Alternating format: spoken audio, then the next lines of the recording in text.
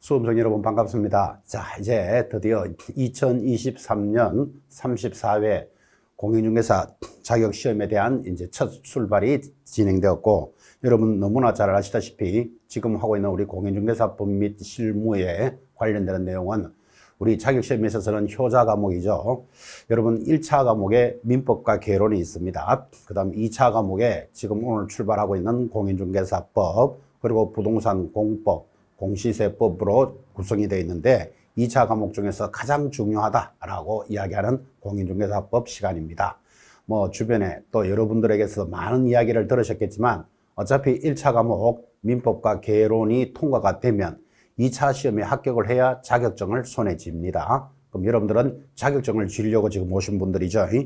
행여 어떤 분은 우스갯소리로 고상한 인격을 양성하고 싶어서 중개사법을 듣는다. 그러면 웃기는 이야기 됩니다. 고상한 인격을 수업하는 자리가 아니죠.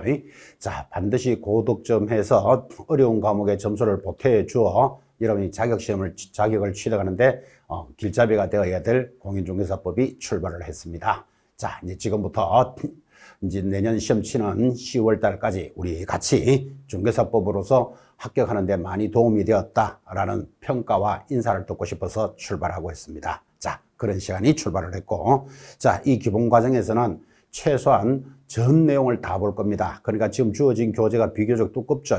자, 이 교재에 있는 내용들을 거의 빠뜨리지 않고 출발할 테니까 여러분들도 교재의 어떤 부분은 보고 어떤 부분은 안 볼 거다 이렇게 예측할 필요 없이 전 부분을 다 보면서 출발하도록 그렇게 예정을 해봅니다. 자, 그런 공인중개사법이 출발했고, 우리 공인중개사법은 이 중개업의 유래라는 20페이지부터가 이제 첫 단원입니다. 그래서 교재 20페이지를 펴주시기 바랍니다. 자, 교재 20페이지를 펴셨나요? 자, 중개업의 유래 이렇게 출발했고, 이제 우리 단원은 여기서부터 출발을 했는데, 유래를 다른 표현으로는 중개업의 연혁이다 이렇게 체크하고 있습니다. 자, 연혁이라는 말은 역사적인 모습인데 아주 오래전에 한번 출제가 됐습니다. 지금 이제 34회 시험까지 왔는데 이 연혁은 아주 오래전에 한번 출제가 됐던 단원으로서 서론이죠. 그러니까 지금 34회를 시험 치는데 한 번 나왔으니까 뭐 거의 무시해도 될 정도의 수준인데, 그래도 우리 중개업법, 중개업에 대해서 공부를 하시려면 그래도 유래 정도는 한번 보고 가야 되겠다. 그래서 20페이지 주제가 중개업의 연혁입니다. 역사적인 모습이다. 그런 뜻이죠.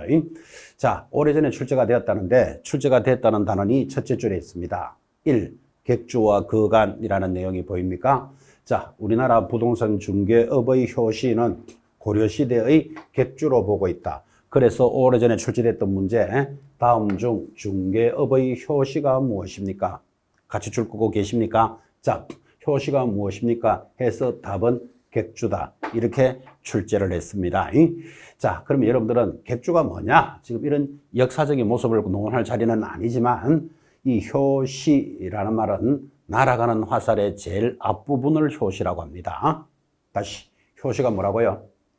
날아가는 화살의 제일 앞부분. 여러분, 화살을 핑 쏘면 얼마나 빨리 날아갑니까? 자, 그 빨리 날아가는 화살의 제일 앞부분을 효시라고 하니까 어떤 사건이나 사안에 있어서 가장 처음 만나는 것을 효시라 부르고, 우리 중개업은 어디서부터 출발했다? 객주로부터 출발했다라는 게 출제 문제였습니다. 자, 출제가 무슨 뜻이냐를 굳이 옆에 설명해 주지만 참고로 보시기 바랍니다.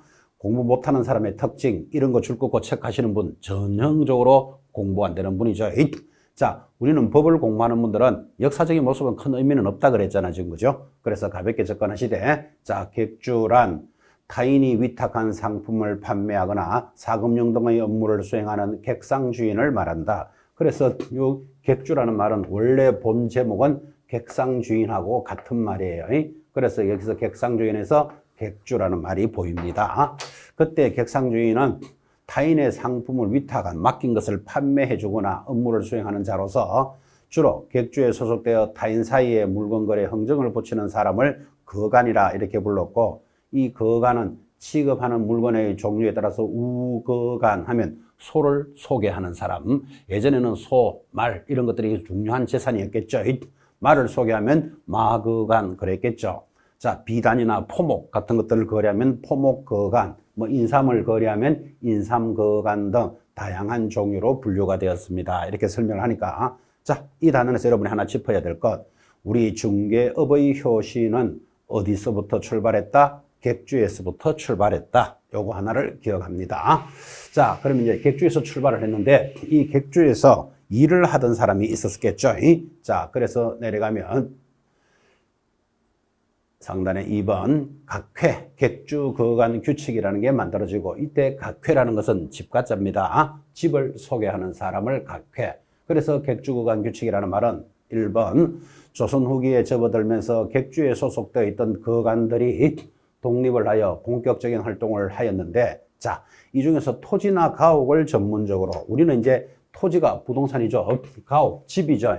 그래서 이제 부동산을 관리하는 사람들하고 놀아야 되지 뭐 소를 소개하는 사람, 말을 소개하는 사람 이런 것들은 우리하고 의미는 없죠.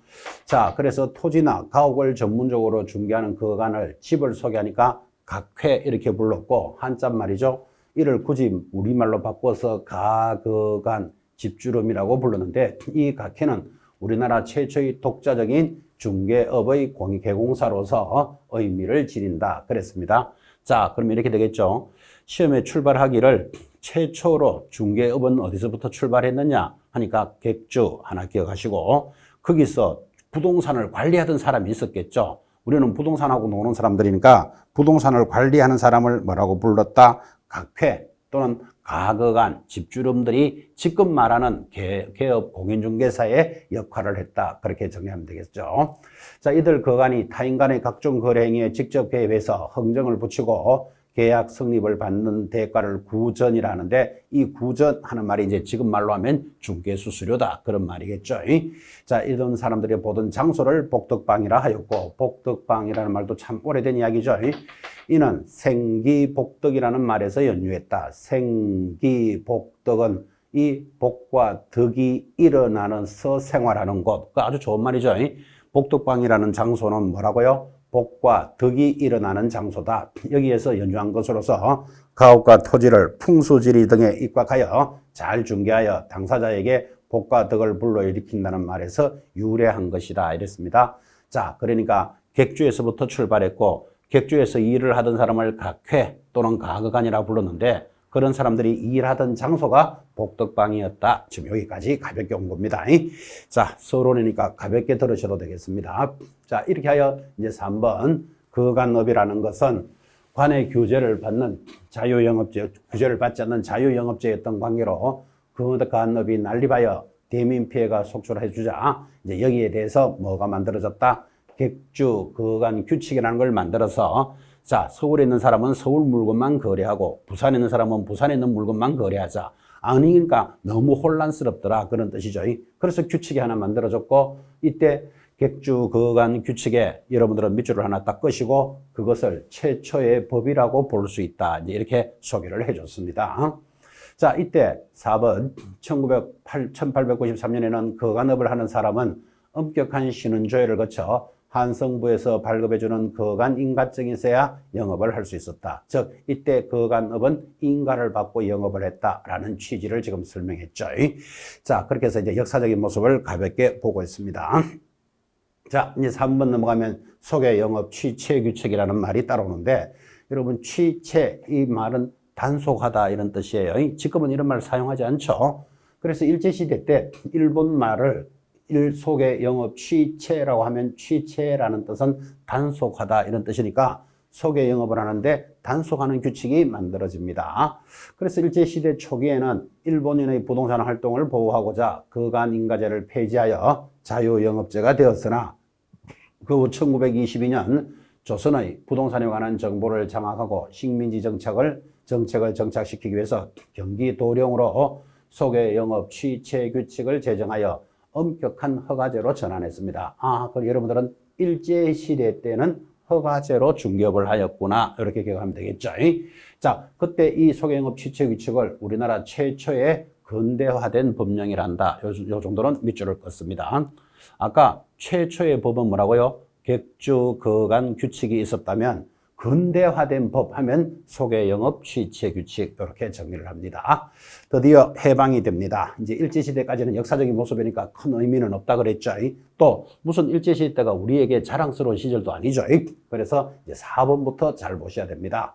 자, 4번 소개영업법이 만들어졌는데 해방이 되고 난 뒤에 시대의 변천으로 이제 부동산에 관련되는 내용들을 관리하는 소개영업법이 1961년에 제정이 됩니다.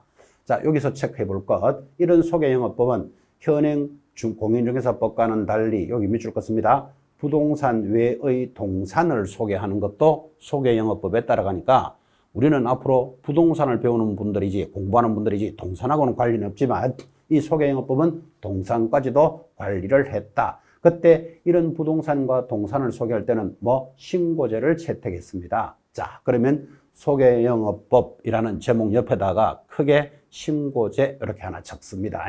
그래서 소개영업법 옆에 신고제로 가였다라는 게 제일 큰 의미가 있고 여러분 거기 관련되는 내용은 참고로 봅니다. 자, 이렇게 해서 이제 소개영업법으로 부동산 중개가 진행이 되었는데 그때 상단에 보면서 한번 이 법 위반 시의 처벌도 영업정지만을 규정하고 손해배상 책임에 대한 규정이 없는 등 여러 가지 한계가 있었기 때문에 이제 1983년도에 부동산 중개업법을 만들기 시작했다라고 역사적인 모습을 전행했습니다. 자, 지금 이제 서론에서 가볍게 입문하셨는데 지금까지 쭉 했던 내용에 대해서 시험에서 가장 중요한 내용이 예를 들어서 뭘까요? 하면 여기죠. 규제 연역을 여러분 체크하셔야 됩니다. 자, 법이라는 것은 규제를 하는 거죠. 그죠? 자, 규제를 하는 연역이기 때문에 이 지나간 단원에서 만약에 시험 문제를 낸다면 장난이 아니죠. 다음 중 중개업의 규제 연역이 올바르게 된 것을 찾으시오. 자, 자유제로부터 출발하여 인가제, 자유제, 허가제, 신고제, 허가제, 등록제 또 2번 해놓고 인가제, 자유제, 승제, 등록제 3번 인가제 해서 이 5개 지문을 던져놓으면 문제가 한 페이지죠, 완전히. 그래서 어느 절차가 맞느냐, 틀렸냐, 이렇게 가면 정신도 없는데, 지금까지 공부했던 걸 딱 정리하면, 그 옛날 중개업을 효시 시작할 때는 자유롭게 하였을 것이라는 데 대해서는 여러분들 이유가 없죠. 그 옛날 고려시대 때부터, 시험에 합격한 사람만 중개업을 해야 된다. 그렇지는 않았겠죠. 자, 그 옛날에는 자유롭게 시작했다. 요거 자유제를 첫 번째 규제로 잡으셔야 됩니다. 그 다음 살짝 지나갔지만 아까 객주 거간 규칙은 인가제라는 게 보였고 조선시대에서 나라가 망하면서 자유제로 바뀌었다가 일제시대 때로 접어들면서 가볍게 허가제라는 게 지나갔죠. 그리고 일제시대 때가 끝나면서 아까 표시하셨죠. 소개영업법은 신고제로 도입을 했고 자, 이 신고제로 도입했던 것을 중개업법에 관련되는 것으로서 83년도 제정할 때는 허가제로 도입을 했습니다. 그 허가제가 지금은 등록제로 가고 있는데 자, 이 절차를 하나하나 다 기억한다는 건 무리죠. 그래서 해방이 되고 난 뒤에만 체크를 합니다. 자, 해방이 될 때는 신고제로 가던 것이 우리 중개업법은 허가제로 도입을 했다가 현재는 등록제로 가고 있습니다. 자, 그러면 현재는 등록제니까 이 규제의 순서가 올바른 걸 찾아라고 이 많은 내용들을 나열을 했더라도 여러분들은 첫 번째 자유제, 그 옛날에는 자유롭게 했을 것이다. 여기에 대해서는 이유가 없죠. 자유제 딱 잡아놓고 중간에 인가, 자유, 성인은 어떻게 움직이더라도 마지막에는 항상 신, 허 등으로 규제하였다. 이 부분만 기억을 합니다. 그럼 이 순서를 어떻게 뒤섞더라도 제일 첫 번째 뭐를 찾아낼 것? 자유제. 그 다음 중간에는 어떻게 바뀌더라도 역사적인 모습이니까 고민 안 해도 된다 그랬죠. 마지막에는 신, 허 등으로 규제하였다.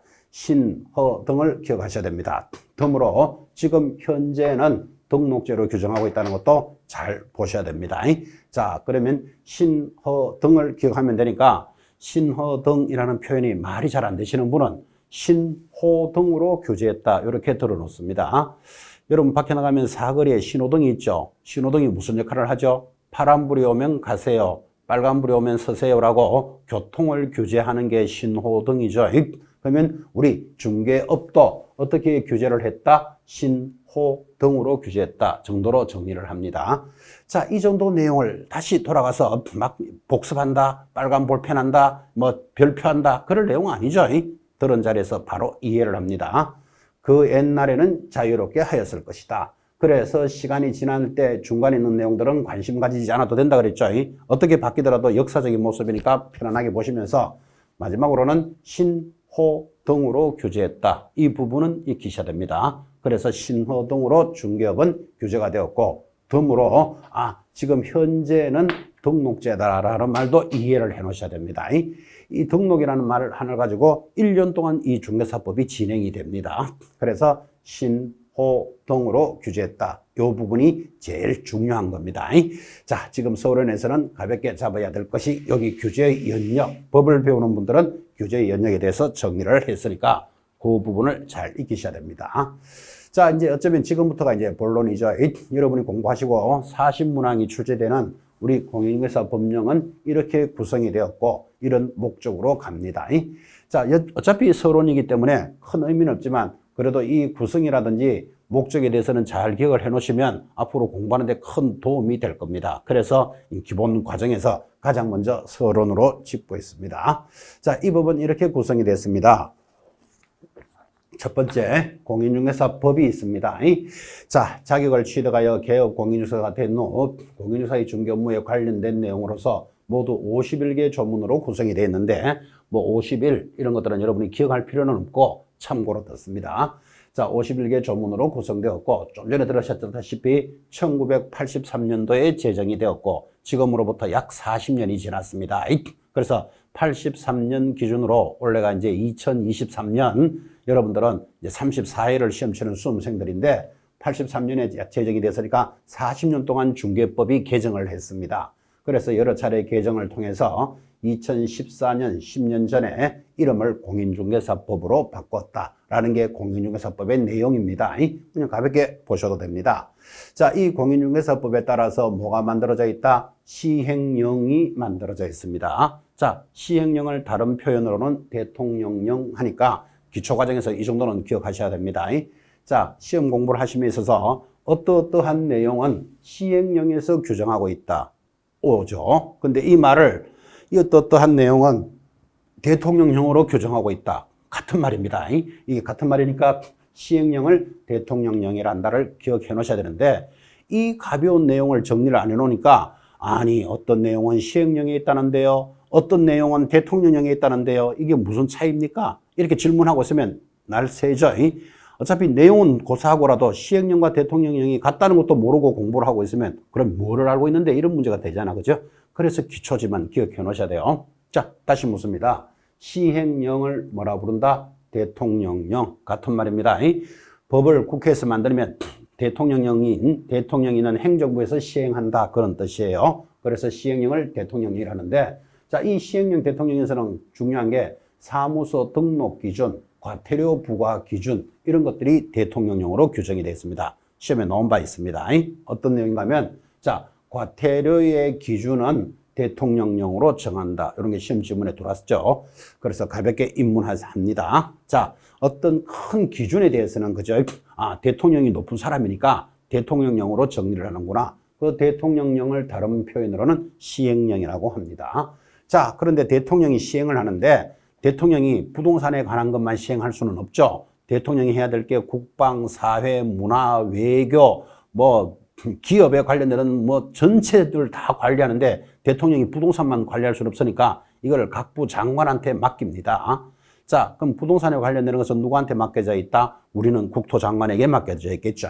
그래서 대통령이 국토교통부 장관에게 맡기는 것을 시행규칙이라고 부릅니다. 그 법이 그렇게 만들어져 있죠. 자, 법이 있으면 대통령령이 있고 대통령령에 따라서 각 장관들 국토교통부 장관에게 맡겼으니까 국토교통부령이 있는데 이 국토교통부령을 일명 시행규칙이랍니다. 같은 말입니다. 자, 그래서 대통령령에서 위임된 사항에 대해서 정리를 하는데 그 시행규칙 국토교통부령에는 자격정지와 업무정지 기준 모든 서식은 국토교통부령으로 정합니다. 자, 여기서 여러분 좀 기억할 것. 여러분 자격정지를 받습니다. 여러분들은 공인중개사 자격증을 준비하는 분들이죠. 운전면허 정지되었다 이런 말 들어보셨죠? 면허 정지라든지 업무 정지, 정지에 관련되는 기준은 어디서 정한다? 국토교통부 장관이 정했다. 이 부분이 중요하다 이 말이에요. 그리고 모든 서식은 자, 우리 중개사법의 법에 따라서 모든 서식들이 있죠. 어떤 서식이 있을까요? 자, 첫 번째, 여러분 시험에 합격하시면 공인중개사 자격증을 받게 되잖아요. 그죠? 자격증도 서식이잖아요. 이것도 법으로 만들어져 있겠죠. 영업을 하기 위해서는 등록을 합니다. 그러면 등록증, 옛날 말로 하면 영업허가증 이런 게 있겠죠. 그런 허가증이나 등록증도 서식이니까 국토교통부령으로 정합니다. 자, 우리 중개대상문에 대해서 물건을 설명하는 것을 확인설명서라고 합니다. 물건에 대해서 설명을 하면 확인설명서가 나오겠죠. 확인설명서도 법으로 만들어져 있지 아무렇게나 쓸 수는 없잖아요. 이런 모든 서식은 국토장관으로 정하니까 이것도 아주 재미있죠. 그래서 정지에 대한 기준, 업무 정지와 자격 정지, 그 다음 모든 서식은 국토장관이 정한다. 이렇게 기억을 합니다. 이런 부분들은 상당히 시험에서 애매한 부분이기 때문에 이거를 여러분들은 이 자격 정지나 업무 정지의 기준과 서식을 대통령령으로 정한다 또는 시행령으로 정한다. 문제가 만약에 이렇게 나온다면 장난 아니죠.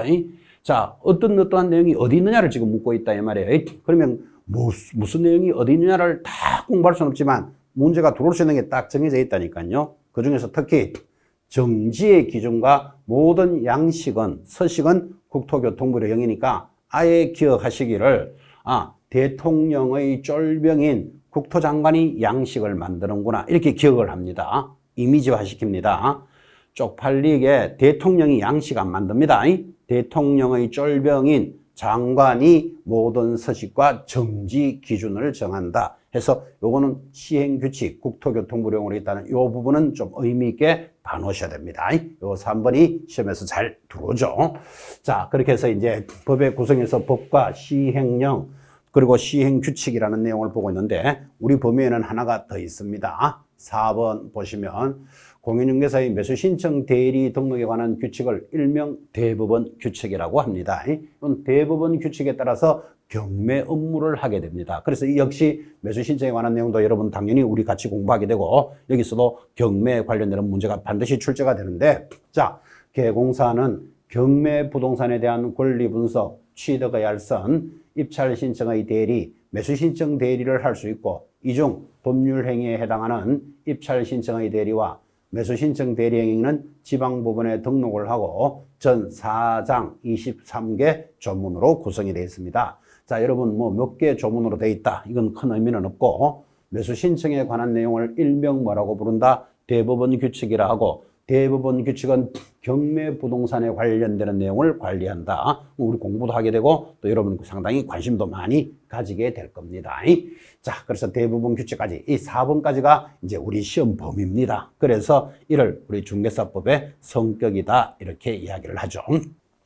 자, 그렇게 해서 이제 대법원 규칙까지 우리 법의 구성이었다고 보면 이제 드디어 서론호설은 두 번째입니다. 중개사법의 법적 성격이 나타납니다.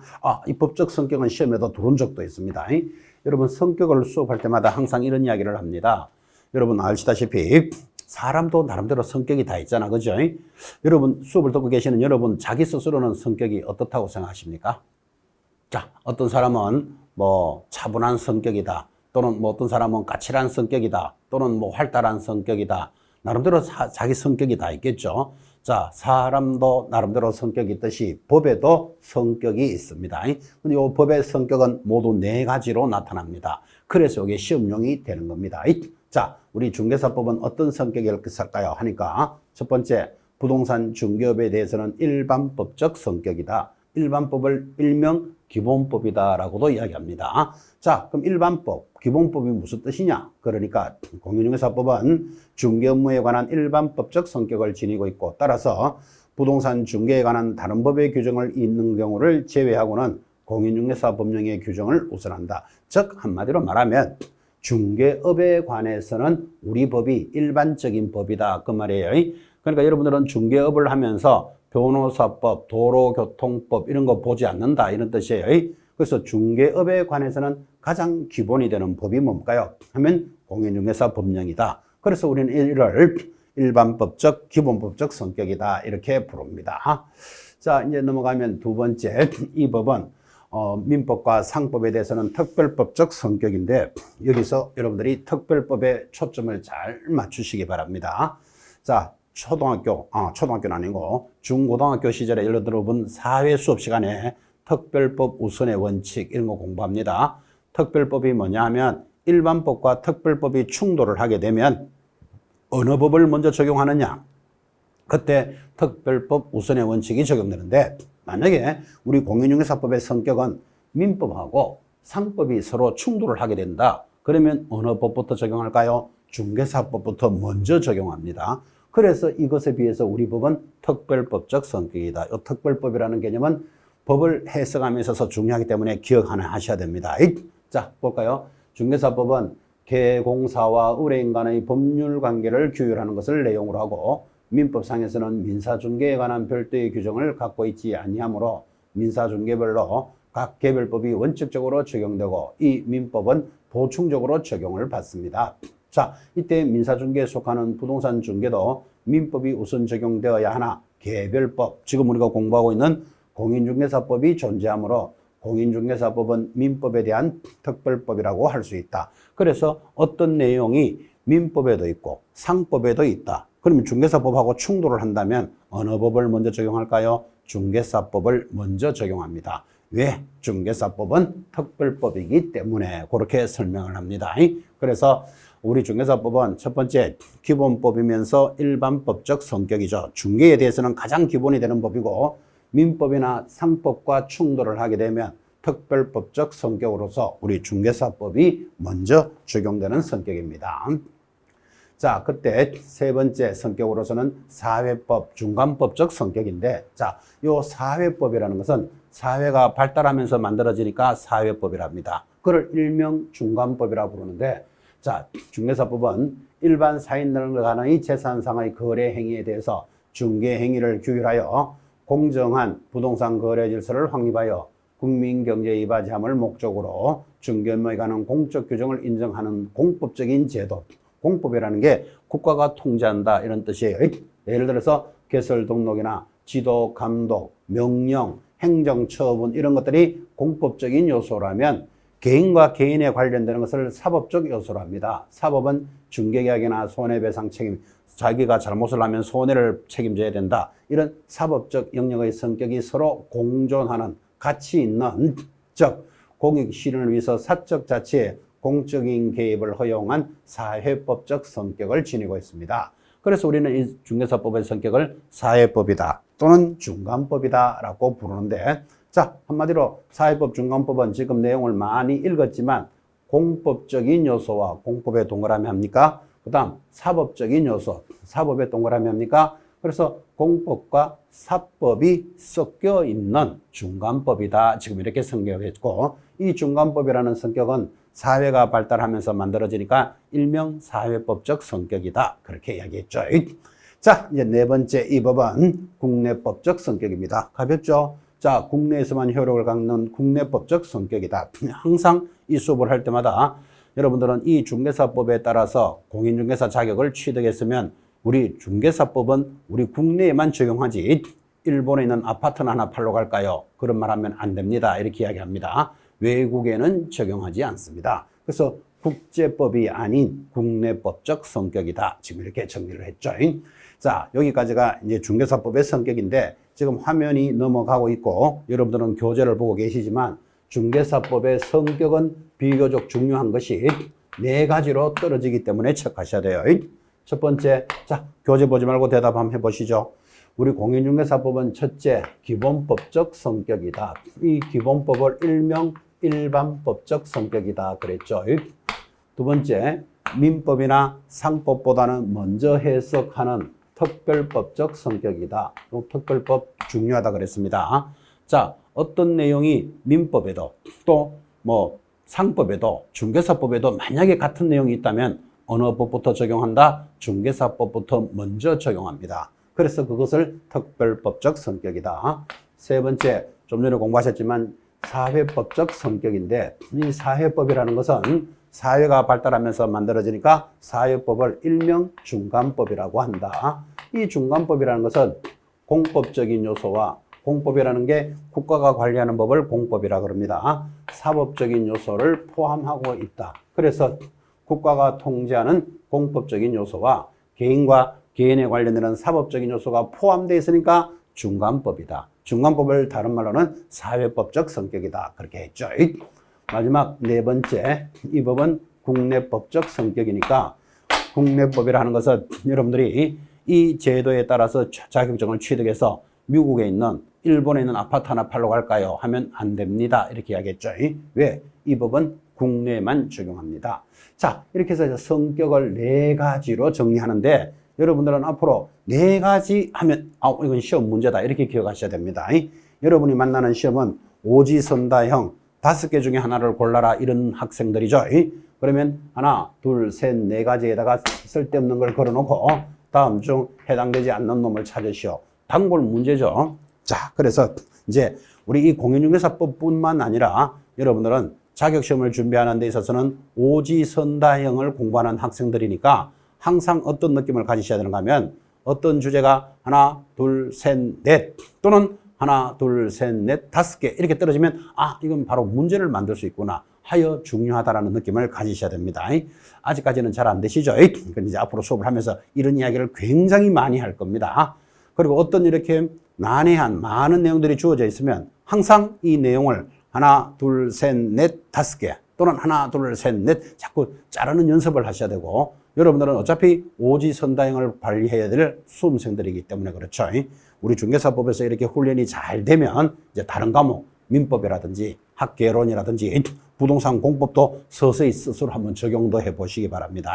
일단은 우리 중개사법에서 성격이 내용 자체가 크게 중요하다기보다는 이런 성격이 모두 몇 가지로 떨어졌다, 네 가지로 떨어지니까 바로 문제가 됩니다. 이런 내용들을 의미 있게 잘 보셔야 됩니다. 서론 과정에서는 이제 이 중개사법의 구성은 법령이 있고 거기에 시행령, 시행규칙이 있습니다. 이런 내용도 중요했다면 이 중개사법의 성격은 네 가지로 떨어지기 때문에 문제에서 중요하다 이 말이에요. 네 가지 성격 옆에다가 실체법 이런 거 하나 딱 걸어 놓습니다. 해당되지 않는 거 찾으시오. 단골 문제가 들어오니까 접근을 할 때 성격은 시험 내기가 좋구나 이렇게 의식을 하셔야 됩니다. 자, 그렇게 해서 이제 여러분들은 이 법의 성격까지를 공부하셨고 드디어 제1조를 공부합니다. 자, 우리 제1조는 공인중개사법령의 제정 목적입니다. 그래서 제1조를 법령의 목적인데 자, 그래도 이 법을 공부하시는 분은 제1조는 그래도 알아야 안 되겠습니까? 자존심이죠. 자, 이 독특한 단원 1조는 제1조 목적에 대해서는 1회 시험으로부터 지금 여러분들은 33회 시험이 끝났고 여러분들은 34회를 준비하는 수험생들인데 약 이 1조 목적에 대해서는 12번이 출제가 됩니다. 굉장히 출제가 많이 됐죠. 여러분 지금 약 30회를 시험 치는데 몇 번 나왔다고요? 12번이 나왔다 그랬잖아요. 그러면 한 2, 3년 꼴로 한 번씩 시험에 냈다고요. 그러면 목적은 아주 자주 출제되는데 최근 10년간은 출제가 안 됐었습니다.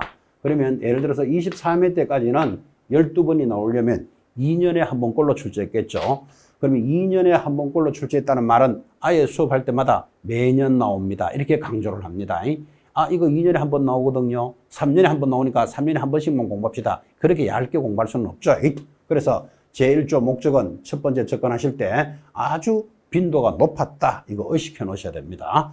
자, 그러면 이렇게 이제 우리 법 공부를 함에 있어서 제일 첫 번째 출발하는 1조는 약 10몇 번이 출제가 됐다는데 그런 1조의 내용이 무엇일까요? 자, 1조 기억하셔야 됩니다. 이 법의 제1조 목적은 이 법은 공인중개사의 업무 등에 관한 사항을 정하여 하니까 일단 공인중개사를 체크하셔야 됩니다. 자, 첫 번째 공인중개사의 업무에 관한 사항을 정하여 그 전문성을 제고합니다. 전문성이 제고가 되면 중개업을 건전하게 육성합니다. 육성하죠. 하여 국민 경제에 이바지함을 목적으로 한다라고 하여 제1조가 나타나는데 이 내용을 가지고 12번 문제를 냈다 이 말이에요. 그러면 지금까지 이 내용에 대해서 12번 문제가 나왔으니까 분석이 다 돼 있겠죠. 자, 그리고 여러분 지금 표시를 했지만 표시를 몇 개 했죠? 5개라는 거 보이십니까? 왜 5개라는 걸 또 강조하죠? 여러분들이 어차피 이 단어를 가지고 시험 문제에 만난다면 오지선다형으로 만날 수밖에 없다니까요. 그러면 만약에 이걸 가지고 문제를 낸다면 5가지로 가르는 연습을 해야 된다. 그래서 지금 표시를 했죠. 첫째, 공인중개사의 업무에 관한 사항을 정하여 전문성을 제고하는데, 이제 오늘 계속 공부하시겠지만 공인중개사가 아닌 소속 공인중개사 이렇게 들어가면 틀리죠. 또 개업 공인중개사도 틀리죠. 공인중개사의 종류가 세 종류가 있습니다.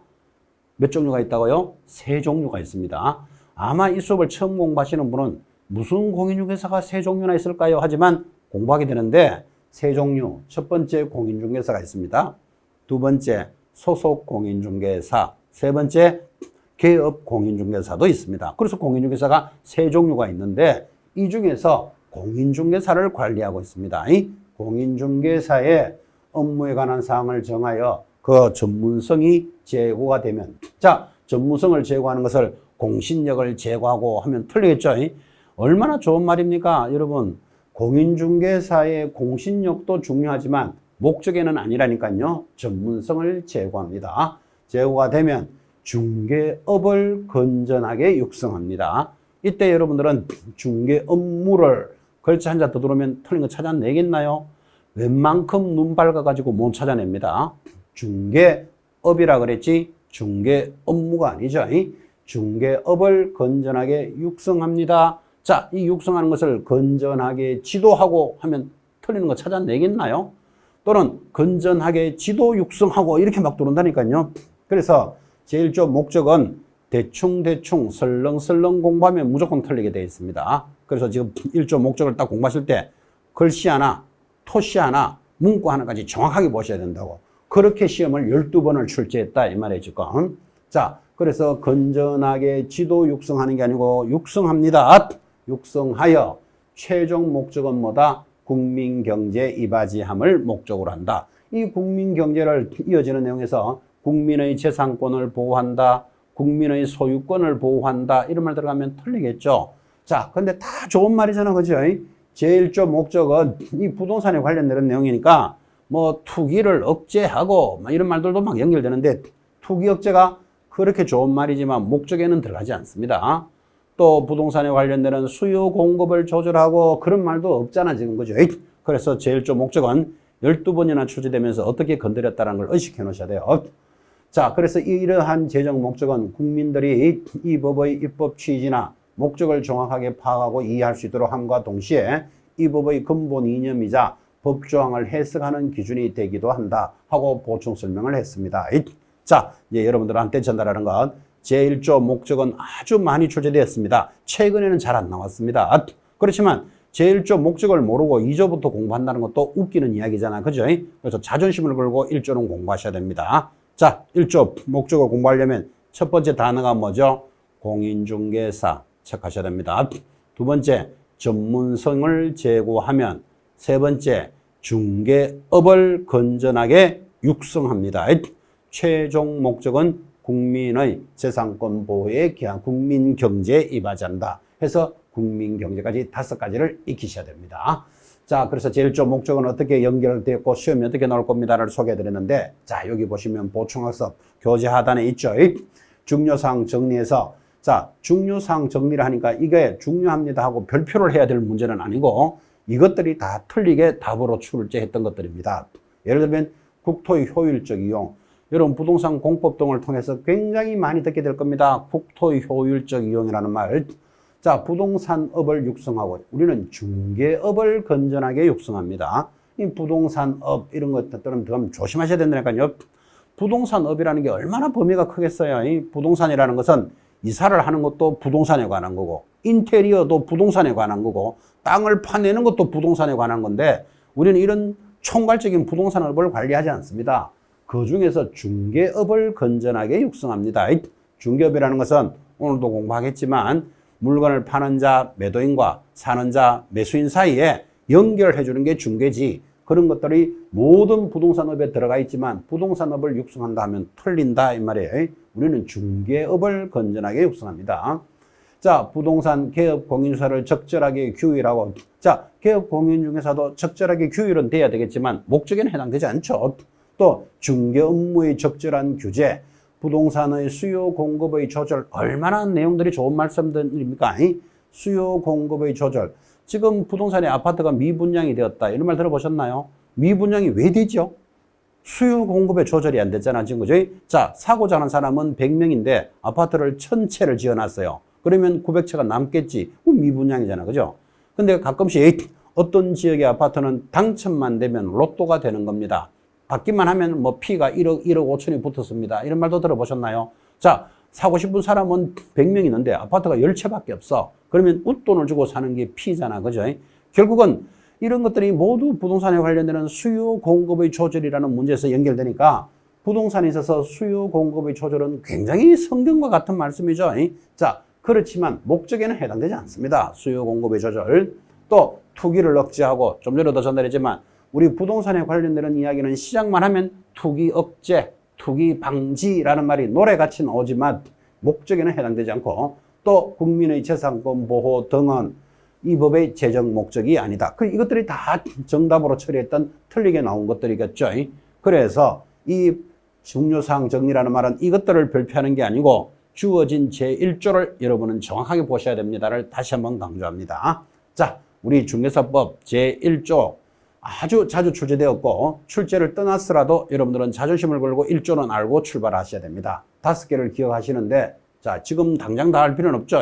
시험 때까지 확인하면 됩니다. 첫 번째, 공인중개사의 전문성이 제고되면 중개업을, 이걸 부동산업 또는 중개업무 이런 문제 틀리면 안 돼요. 중개업을 건전하게 육성합니다. 육성하지 지도하고 이런 말도 틀린다 그랬고 최종 목적은 국민경제 이바지합니다. 5가지를 이제 시험 때까지 익혀 나갑니다. 이렇게 5가지니까 오지선당에서 또 하나를 고치게 만든다니까요. 그렇게 틀리게 만드는 내용들이 이제 이렇게 연결이 되어 있습니다. 이런 뜻이에요. 그죠?